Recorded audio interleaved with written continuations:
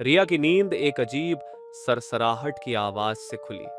उसका सिर भारी था और आंखें खोलने की कोशिश करने पर सिर्फ अंधेरा दिख रहा था। उसने अपने चेहरे को छुआ और उसकी सांसें रुक गईं। जहां उसकी आंखें होनी चाहिए थीं, वहां अब सिर्फ खाली गड्ढे थे। घबराकर वह चिल्लाई, लेकिन उसकी आवाज कमजोर और कांपती हुई थी। उसने बिस्तर से उतरकर बाथरूम का रास्ता टटोला। जैसे ही उसने आईने को छुआ, एक ठंडी और गहरी आवाज कमरे में गूंज उठी। तुमने हमेशा दूसरों को उनकी सच्चाई से अंधा किया रिया, अब तुम्हें वह देखने का अधिकार नहीं। रिया कांपते हुए पीछे हटी। अचानक उसे महसूस हुआ कि उसके चारों ओर हवा भारी हो गई है। दीवारें जैसे सांस ले रही थीं। किसी ने उसके कंधे को छुआ और उसने डर के मारे चीखने की कोशिश की, लेकिन आवाज फिर से भीतर ही दम तोड़ गई। तुम्हारी आंखों ने जो देखा, अब वह तुम्हारा नहीं है।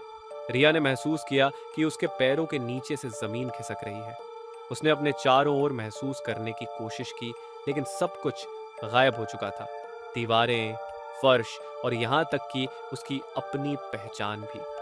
अगले दिन रिया का शरीर उसके कमरे में मिला। उसकी आंखें वैसी ही थीं, लेकिन उनका रंग काला और बेजान था, और आईने पर खून से लिखा था, सच्चाई हर किसी के लिए नहीं होती।